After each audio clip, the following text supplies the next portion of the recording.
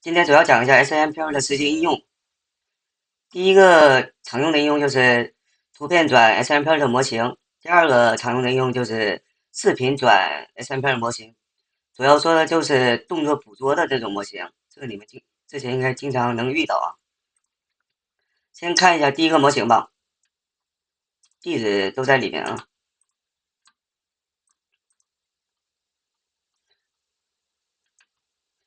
它这个就是只要输入一个图片，它就能把 SMPL 的3D 模型给还原出来。可以先咱们一起大概瞅一眼他们的主页，然后这个环境搭建的话，我这次是不讲了，你们自己可以手动练一下手。SMPL 相关的应用的话，环境搭建跟我上次讲的 SMPL 的那个应用环境都差不多，主要就是把 PyTorch、SMPL、PyRender 这3个搭好了，基本都不会出什么问题啊。然后他们自己实际项目中可能会有一些别的依赖，你用 Python 再安装一下就可以了。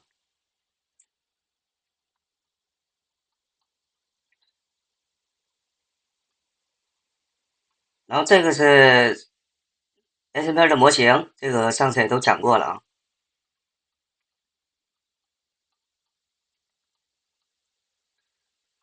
然后做图片做 SMPL 还原的时候，SMPL 领域数据集是特别重要的。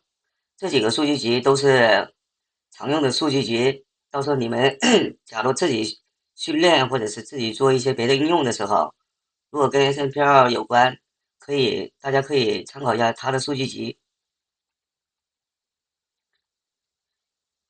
前面这几个都是常用的，它这里面有一个数据集是特别厉害的，MS Cooker 的数据集，这个是作者他自己做的数据集，这个数据集特别好用啊。MS Cooker 数据集大家也都知道，它是有大量的实际真实环境的图片，应该有几万张吧，十几万张应该也有。他把这个数据集不知道怎么做的，做成了那个嗯 SML 模型的那个数据集，这个数据集特别好用啊。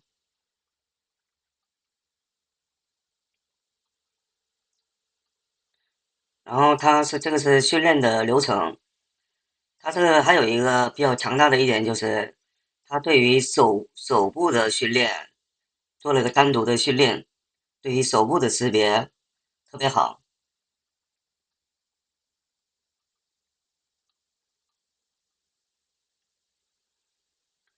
然后可能还有一些别的应用啊，别的应用我也看了，然后他们很多都是在这个项目基础上在做的扩展应用，所以这个项目还是挺厉害的。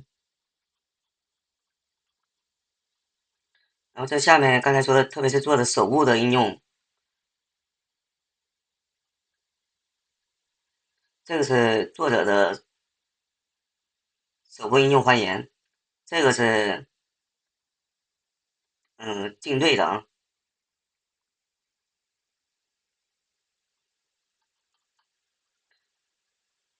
大概这样。然后我们看一下代码吧。然后这个代码我之前都已经安装过了，这个代码环境我就不重新安装了，自己试一下，然后到时候有问题可以随时讨论咨询都没问题的。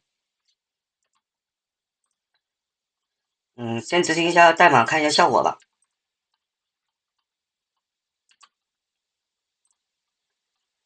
它这个输入的图片是这个啊，还原这个人。它这个项目还有个特点就是，这个人整个身体下半部还是被遮挡的，但是它都能还原，这个也是它的第二个比较强大的一点。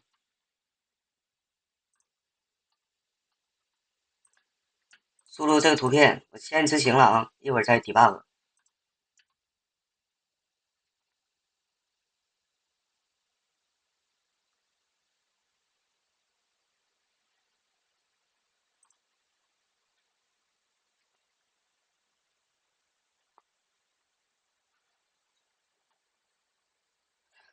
SML 应用这个上次也讲过了，因为这个特别容易出错，我再强调一下。它这个项目参数的话，第一个是指定一下用几个 GPU，输入零就是用一个多就输入零就行了。第二个就是之前说的，我们是要用 Mesa 离线渲染的，一定要在环境变量里面加上这个。如果你是在服务器里执行的话，执行 Python 代码之前，执行一下添加环境变量参数，当前环境变量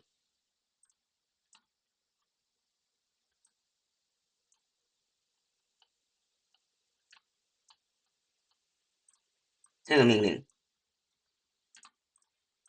一定执行一下，再用 Python demo 这样，先执行这个命令，再执行 Python 代码。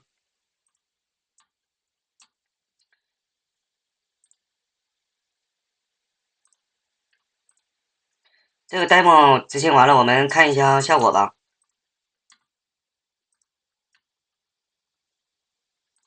刷新一下，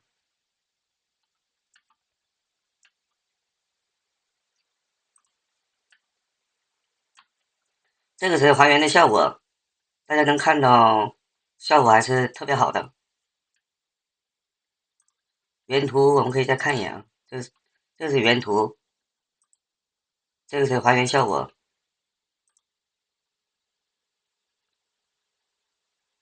挺厉害的啊。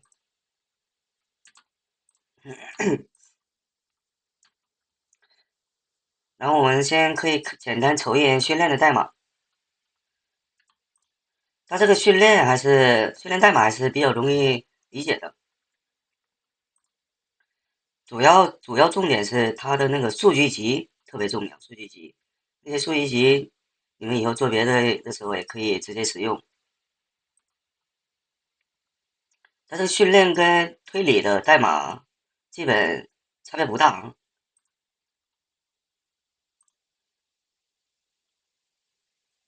开始初始化一些训练，定一些优化器什么的，然后上来直接就开始训练了。然后这属是函数，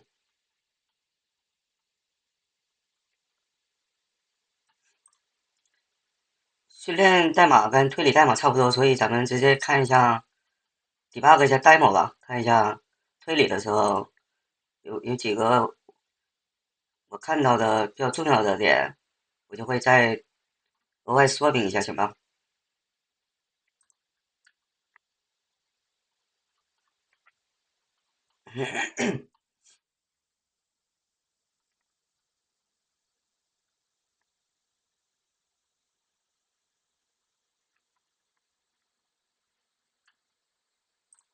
第一个就是加载它的预训练模型，就在他们的官网下载就行了。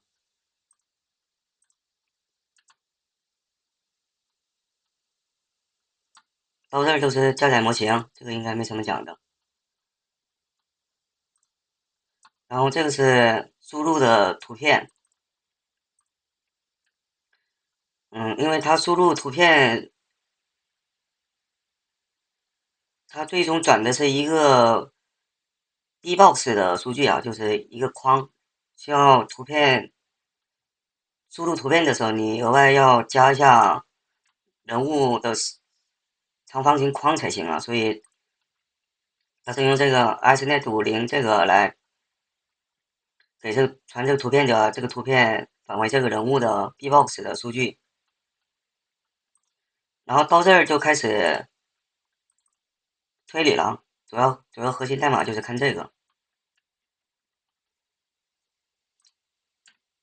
看一下 forward 啊，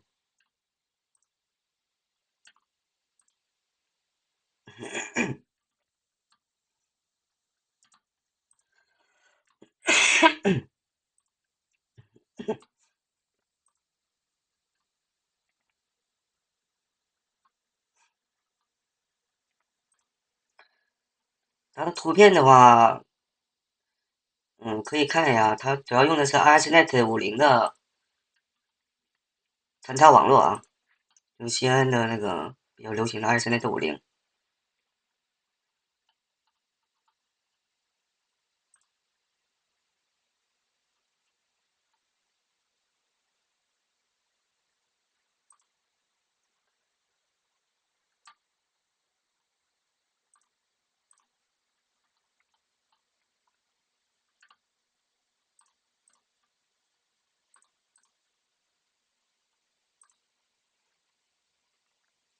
可以大概瞅一眼啊，其实看这个代码的话，大概也都能看懂。一个是位置的网络，还有因为它是手部是有特殊训练的嘛，手部的各种数据，脸部的数据，手部的位置旋转，主要就是位置 coordinate 坐标旋转，然后是特征，大概主要就这几个参数啊，这些都是在嗯推理的结果跟实际数据集的结果，这些参数都是实际数据集都有这些参数的啊。主要是看水池函数就特别容易理解。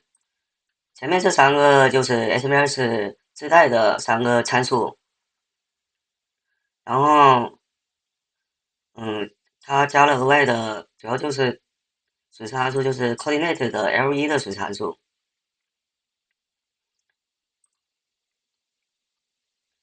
这还是比较容易能看懂的一个参数的 L1水池，一个是 coordinate 坐标的水池，最终各种计算以后，返回最终训练后这个模型的推理结果。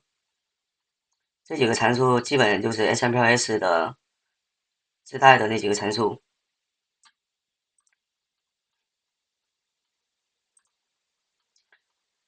这项目还是比较容易理解的，大概就是这样。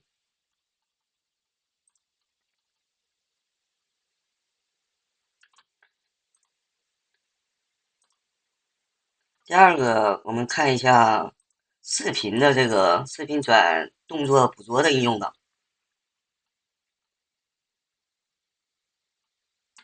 这个是他们官网的效果图，这个效果还是特别好的啊。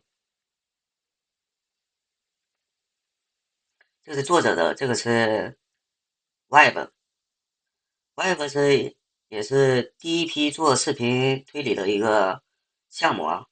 很多项目也是都是会在 Web 的基础上在做的额外二次开发。这个项目也是的啊，它这个代码源码我看过，也自己训练过，它这个80%有可能90%，就是代码就是在 Web 的基础上写的。第二个是它也自己额外加了一个数据集，也是比较好特别的数据集，这两个是这个项目的核心点。这个环境搭建，我这边也不讲了，也一样的，把什么 PyTorch、Python SNPL 环境搭好了，别的都好搭建。到时候执行项目缺啥，你们再批改知道什么就可以了。这个是看一下 demo 啊，它的预训练模型官网上也有，大家可以在官网自行下载就可以。它这个项目是对的，这个后面这个也是特别流行的数据集，它提供了这个数据集。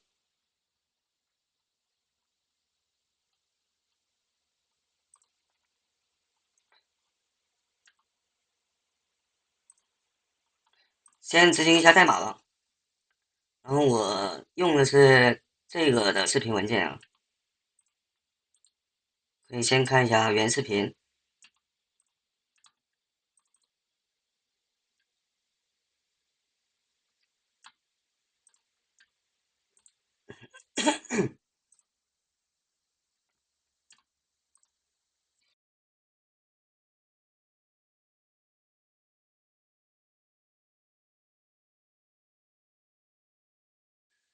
这是输入的视频数据，这个环境变量也一样啊，可以看一眼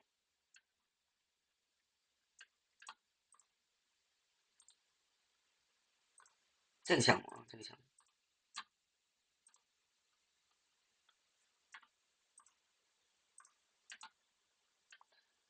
第一个，第一个是传视频的路径，GPU 用一个0，然后可以传一下性别的参数，然后环境变量还是一样，一定要把这个加上，要不渲染会拍软点渲染会出问题。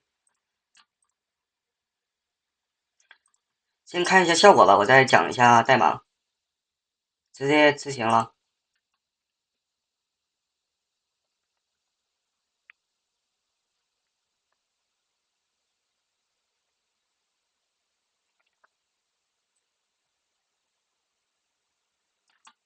执行的时候可以看一下刚才说的那个 Web 项目，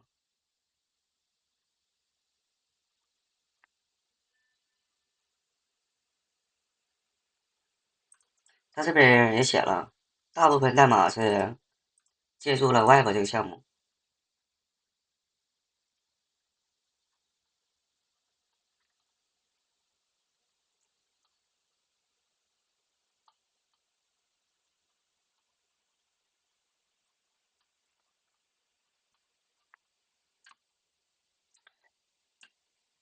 这是 Web 的训练代码，大家一会儿可以比较一下啊。看一下这个项目的代码。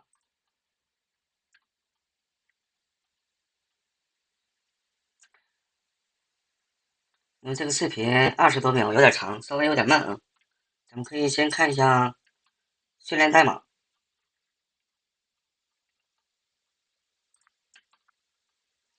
第一个是定一下，准备一下数据集，训练数据集，定一下损失函数。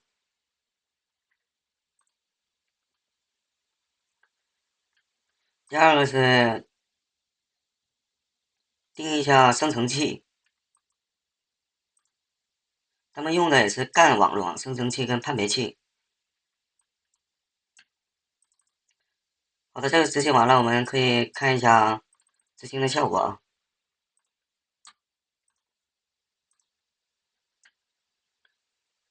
刚生成的没有问题，我们下载一下。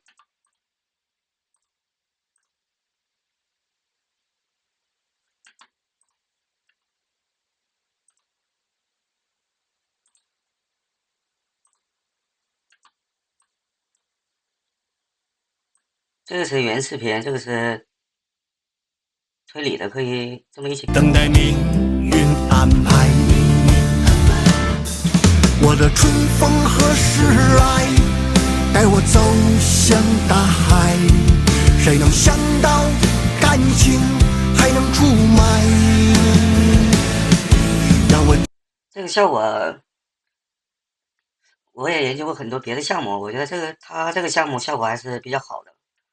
正常的效果不好的正常项目，经常能看到一些抖动那种。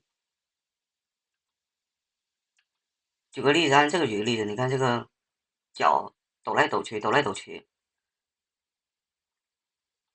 他们那个项目的话，对视频的连贯性处理的还是特别好的。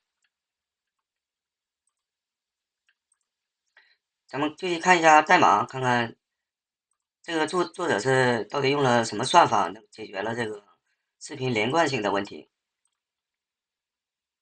大部分这个代码跟这个 Web 差不多的，Web 也是定义一下损失函数，定义一下生成器、优化器、判别器、schedule，然后下面就开始训练。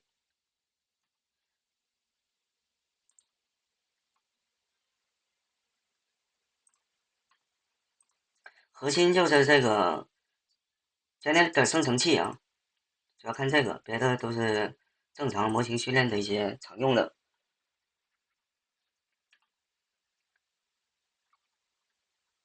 这个作者他改的代码，别的地方几乎没动，就改了这个生成器的代码。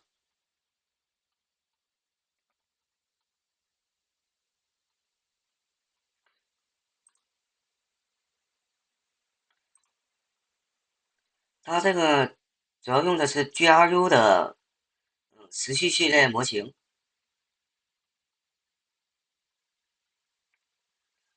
然后 Web 用的也是 GRU 的训练模型。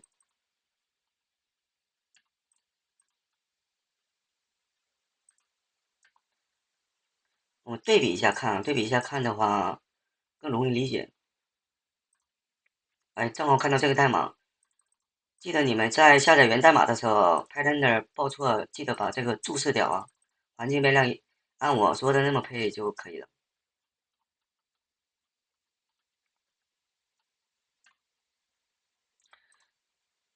对比一下看吧，这样更容易理解的。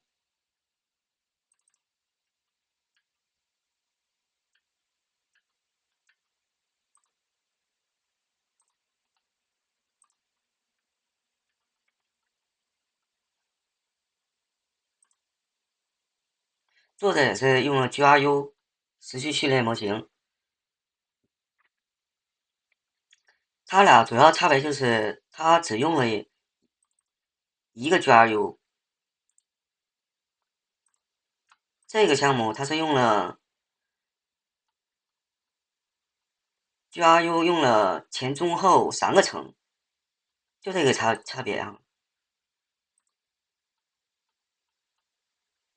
，3个 GRU，当前的、之前的、after 后续的，就这3个差别，别的没有什么差别。然后用这个的话，效果确实比 Web 好几倍啊。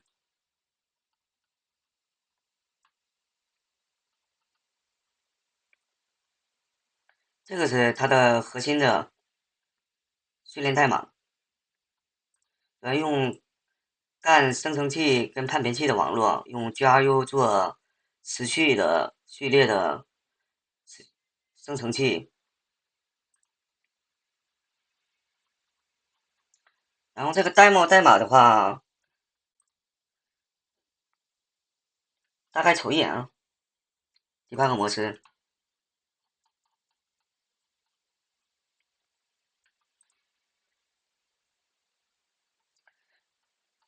第一步的话就是读取视频文件，把视频转成图片，这个应该没什么讲的啊。第二个就是它这个也是把视频里的每一帧的人物用 YALO 的模型都识别出来，然后再加上那个 B-box 视频框的数据，坐标数据，这个就是嗯，把视频里的人物，视频里的人物标注出来的一个模型。这边是定义一下生成器网络，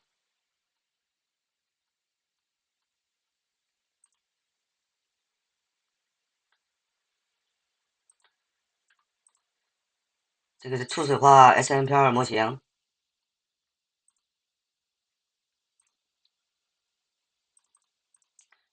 然后这3个 HM 啊、Spin，还有刚才说的 Web，这3个是刚开始那个时候，在 SNPL 领域图片生成，3D 模型或者视频生成动作捕捉数据，这3个当时是可以说是鼻祖吧，很多都是在这个基础上，或者是很多直接用的他们的一些预训练模型。这个作者主要用了 HNR 的图片的特征提取的模型，这样的话训练或者推理的时候，数据处理会更快一点啊。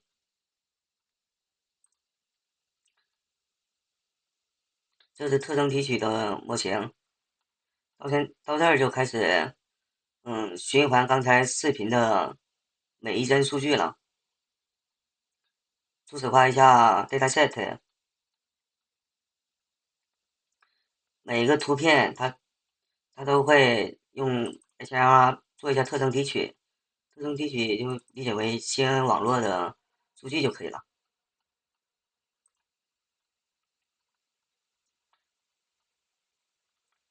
然后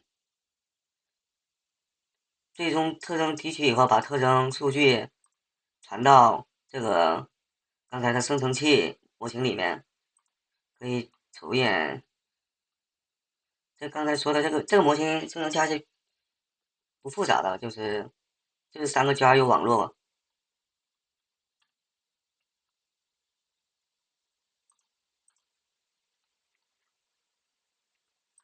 损失参数的话，就是这几个参数。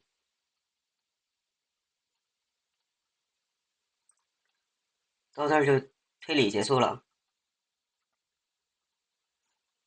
然后下面就是渲染合成视频的代码，这些都常用的，这些就不怎么讲了。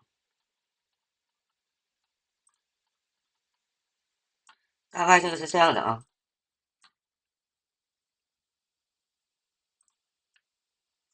这几个应用还有一些数据集，到时候你们自己也多看一看，多有点印象，对以后帮助还是挺大的。